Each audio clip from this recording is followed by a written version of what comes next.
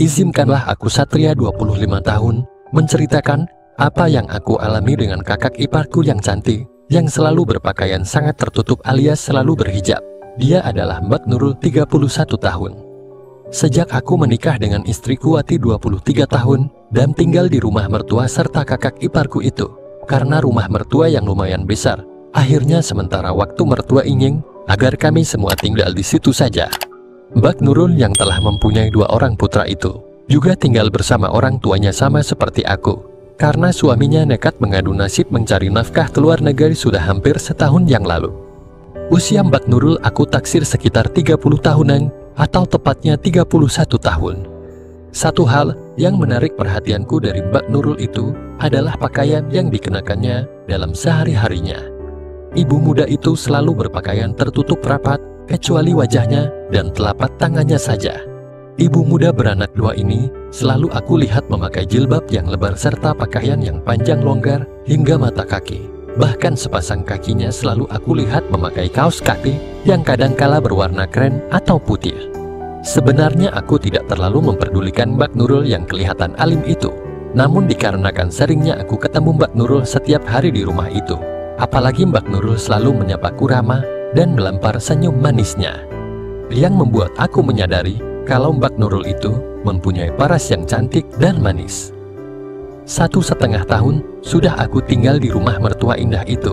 Kadangkala aku sering berpikiran tentang Mbak Nurul yang cantik itu. Apakah Mbak Nurul tidak merasa kesepian ditinggal begitu lama oleh suaminya? Namun melihat Mbak Nurul yang alim itu, aku nggak berani berpikir yang macam-macam kepada ipahku yang cantik itu. Mbak Nurul aku lihat cukup tinggi untuk ukuran wanita. Aku juga pernah melihat kalau ibu muda ini sama tingginya dengan istriku, yaitu ketika dia berjalan bersama istriku, dan aku tahu tinggi istriku 165 cm, berarti tinggi Mbak Nurul juga 165 cm. Senja itu aku baru pulang dari kerja. Suasana rumah saat itu terasa begitu sunyi, entah pada kemana, kalau istriku memang belum pulang kerja, karena ada lembur katanya. Hari sudah mulai beranjak gelap. Waktu aku lewat di depan kamar Mbak Nurul, entah kenapa, karena melihat situasi rumah yang begitu sepi, tiba-tiba saja timbul niat isengku saat itu. Dengan hati-hati, aku segera menempelkan mataku pada lubang kecil yang ada pada pintu kamar tersebut. Beberapa saat aku melihat ke dalam kamar iparku itu melalui lubang tersebut. Namun keadaan kamar yang terang benderang itu terlihat sepi. Ketika aku hendak mengakhiri aktivitasku itu, tiba-tiba aku melihat pintu kamar mandinya itu terbuka, dan aku lihat Mbak Nurul keluar dari kamar mandi itu. Rupa-rupanya Mbak Nurul itu baru saja selesai mandi, karena aku melihat rambut panjang ikalnya yang basah, serta handuk yang dipakainya. Sesaat aku tertegun melihatnya, karena sebelum itu aku tak pernah melihat Mbak Nurul dalam kondisi yang begitu memukau seperti itu di mataku. Mbak Nurul, desisku tertahan. Aku sempat sesaat menggigil ketika menyadari kalau perempuan yang tengah aku intai ini adalah Mbak Nurul yang alim berjilbab itu. Aku tak pernah melihat kulitnya seperti itu, kecuali hanya wajahnya yang terbalut jilbab lebar, serta telapak tangannya yang putih dan terlihat haus itu saja. Namun saat ini, perempuan berjilbab itu aku lihat hanya berlilitkan handuk cek. Mendadak timbul keinginanku untuk meneruskan saja menyaksikan Mbak Nurul yang agaknya hendak berganti busana. Dengan perasaan semakin berdebar-debar, aku berusaha lebih jelas melihatnya melalui lubang kecil tersebut. Namun aku harus kecewa, karena dari lubang pintu itu, aku hanya mampu melihat Mbak Nurul dari kepala hingga ke pinggangnya saja. Walaupun hanya sebagian saja yang terlihat saat itu dari Mbak Nurul, sudah mampu membuatku menggigil menahan keinginanku. Mataku membuka lebar-lebar ketika aku lihat Mbak Nurul melepas hamducak itu. Sayangnya aku hanya mampu melihat sebagian saja, tidak sepenuhnya. Hayem, dengusku. Aku spontan menelan ludah berkali-kali ketika melihat keindahan yang tanpa sengaja diberikan oleh Mbak Nurul itu. Kulitnya yang putih dengan gunungan yang kecoklatan itu semakin membuat aku melayang berimajinasi. Cukup lama juga mataku saat itu menatapnya. Hingga setelah Mbak Nurul selesai, aku pun segera beranjak ke arah kamarku dengan keinginanku yang begitu memuncak. Rasa seganku kepada Mbak Nurul yang berjilbab itu berganti rasa ingin yang teramat tinggi. ketika aku telah sampai di kamar. Karena istriku masih lembur, sehingga aku pun memutuskan untuk pergi ke kamar mandiku untuk menyelesaikan keinginanku itu dengan cara ritual, sembari membayangkan semua keindahan yang sempat aku saksikan itu tadi. Aku membayangkan kalau yang sedang melakukan itu adalah tangan Mbak Nurul.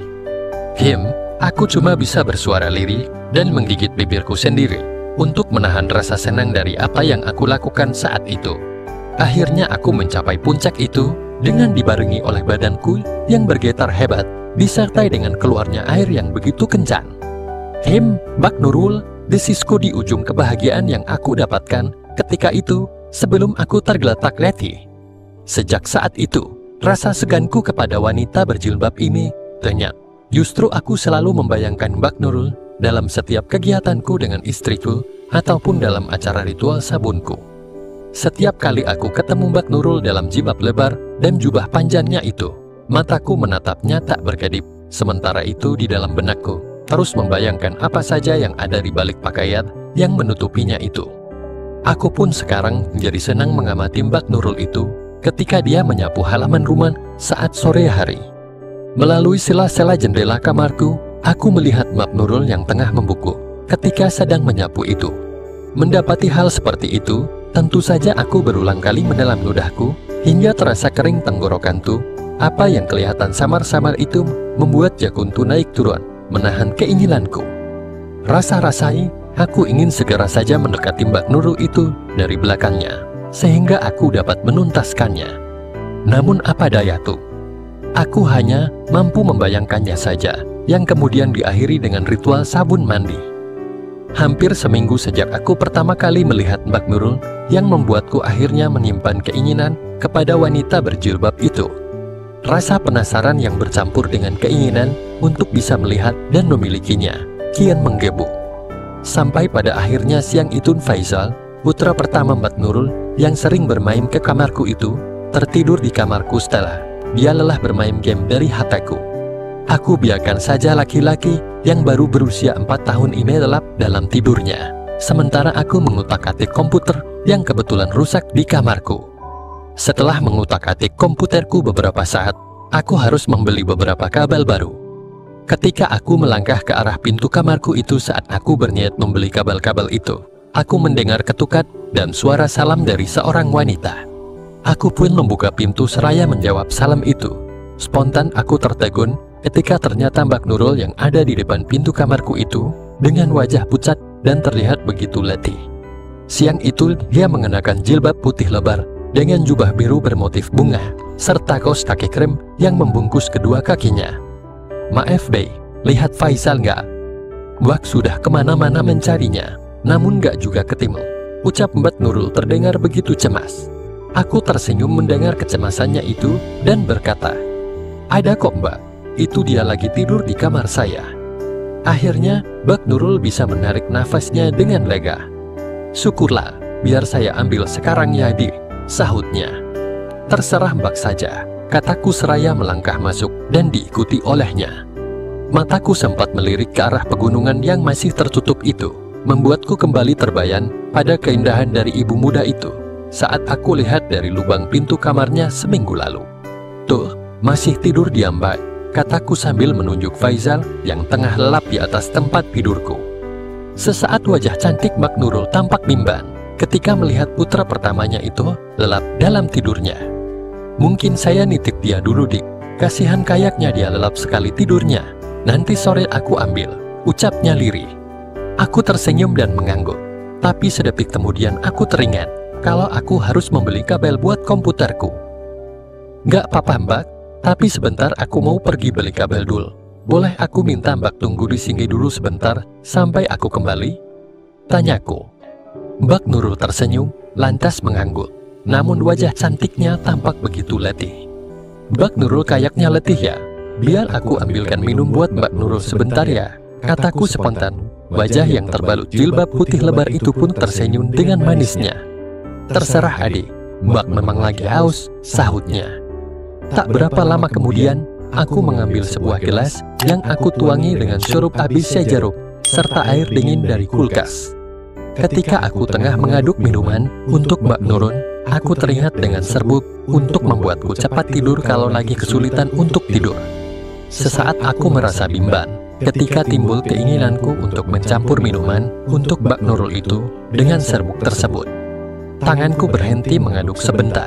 Mataku melirik Mbak Nurul yang tengah duduk di karpet sambil membaca sebuah majalah komputer milikku.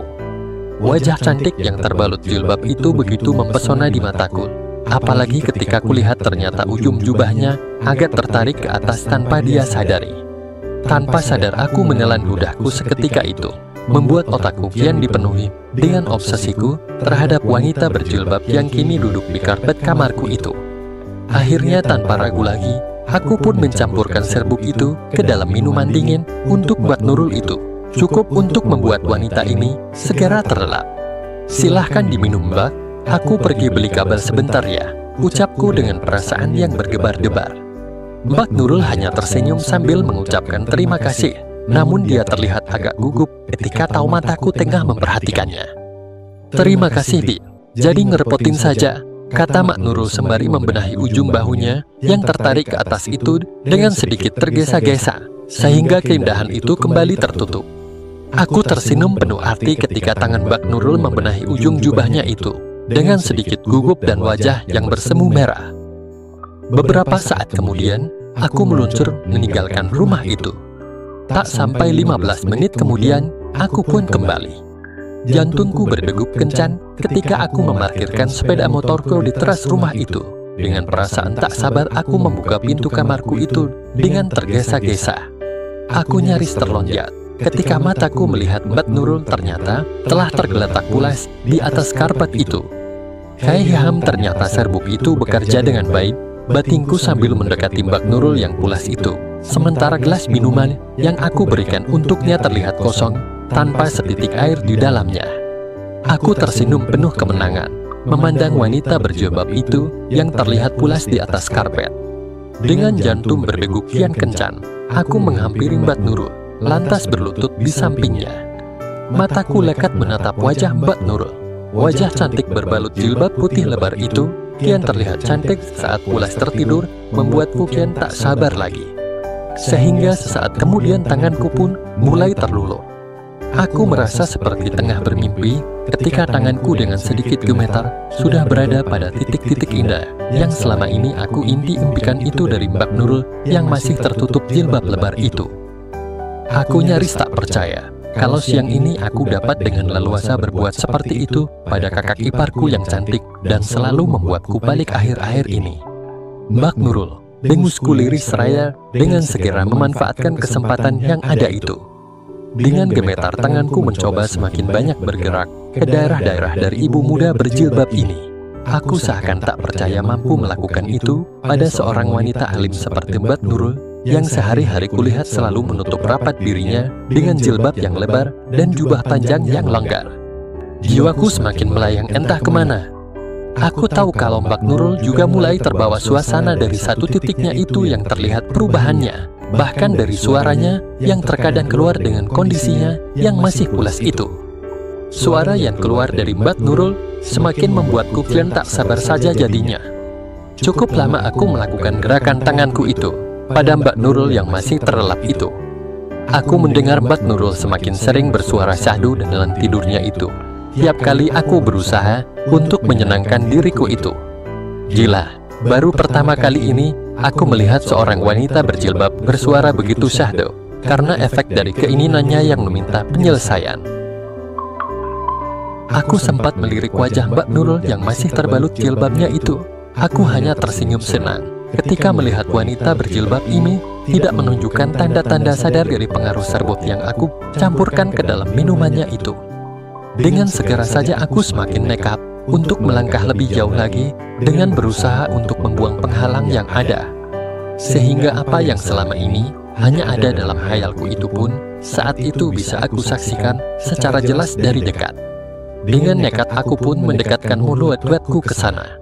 Aku benar-benar masih tak mengira bahwa keinginanku selama ini akhirnya terwujud di siang ini tanpa kesulitan sedikit pun. Mbak Nurul, meskipun dalam keadaan tertidur pulas, sepertinya juga merasakan sensasi yang aku berikan saat itu terlihat dari gerakan dan suaranya yang semakin terdengar olehku. Melihat tingkah Mbak Nurul yang seperti itu, tentu saja aku tak mampu menahan keinginanku. Aku pun segera mempersiapkan segala sesuatunya. Setelah aku rasa benar-benar siap semuanya, aku pun segera menyempurnakannya pada Mbak Nurul itu. Terdengar suara perlahan dari mulut Mbak Nurul pada saat aku memulainya, dan dia juga bergerak perlahan, seperti yang berusaha memberikan kemudahan bagiku. Sesaat kemudian, dari mulut lewat wanita berjilbab ini tetap terdengar suara perlahan. Akan tetapi kelihatannya, dia mulai gelisah. Sepertinya Mbak Nurul mulai sadar. Aku tidak mau mengambil resiko. Sebelum Mbak Nurul benar-benar sadar dari tidurnya, aku sudah harus benar-benar menyempurnakannya, gumamku dalam hati.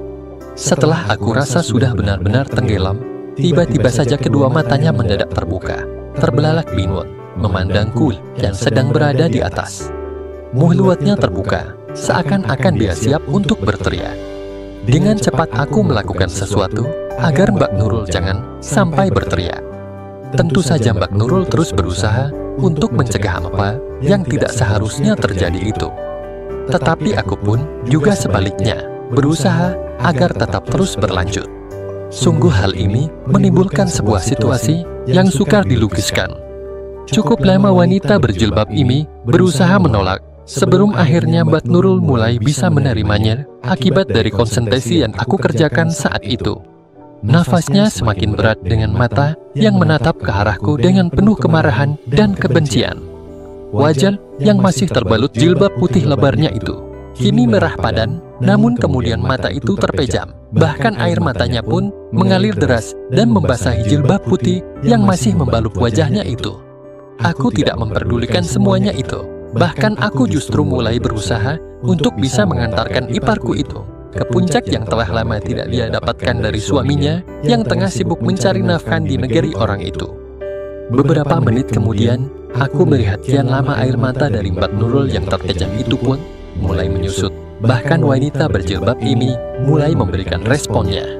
Aku senang sekali dengan perubahan dari Mbak Nurul itu, sehingga semakin bersemangat saja aku dalam bekerja. Berkisar 45 menit kemudian, ketika Mbak Nurul memberikan kode kalau akan segera sampai. Pada saat itu pula aku juga sudah sangat nekat, hingga dalam beberapa detik kemudian, tibalah kami berdua secara bersamaan di penghujung surga dunia itu. Beberapa saat, suasana menjadi sunyi, hanya terdengar nafas kami berdua yang berangsur normal. Namun beberapa saat kemudian, aku dikagetkan oleh Mbak Nurul yang tiba-tiba teriak. Aku tergagap bangun, dan aku lihat wanita berjilbab ini duduk dengan menatapku penuh kebencian dan kemarahan. Bibirnya terlihat gemetar dengan wajah yang merah padam. "Kenapa, Mbak? Bukankah Mbak Nurul juga senang?" ujarku sambil tersinggung penuh arti. "Tidak, Ahak," bekik Mbak Nurul membuatku kaget. Tapi belum sempat aku berkata kembali, tiba-tiba Mbak Nurul telah bangkit, lantas berbenah dengan tergesa-gesa. Aku hanya mampu memandangnya ketika wanita berjilbab ini kemudian berlari keluar dari kamarku. Wajah cantiknya terlihat merah padam, dan aku lihat air matanya mengalir menyusuri TV-nya. Beberapa saat aku termangu-mangu, memandang kibaran jilbab putih yang lebar yang dipakai Mbak Nurul saat ibu muda ini berlari keluar dari kamarku menuju ke kamarnya. Setelah wanita berjilbab itu hilang dari pandanganku, aku pun tersenyum penuh kemenangan. Aku masih tenggelam dalam lamunanku itu ketika akhirnya aku dikagetkan oleh suara Faizal yang rupanya terbangun dari tidurnya. "On Faiz mau pulang ya?" ucapnya. Aku tersenyum memandang putra sulung Mbak Nurul ini. "Ya, hati-hati ya, salam buat ibumu. Ibumu memang cantik dan hebat luar biasa, cah bagus. Hai hai," kataku sambil terkekeh membuat Faizal terheran-heran. Dan itu adalah awal dan terakhir aku melakukan dengannya. Ya, karena memang kakak iparku ini orang alim banget. Bahkan kini memandang wajahku saja dia seperti tidak sudi. Demikianlah kisahku yang tak baik ini. Semoga teman-teman terhibur ya, dan jangan ditiru.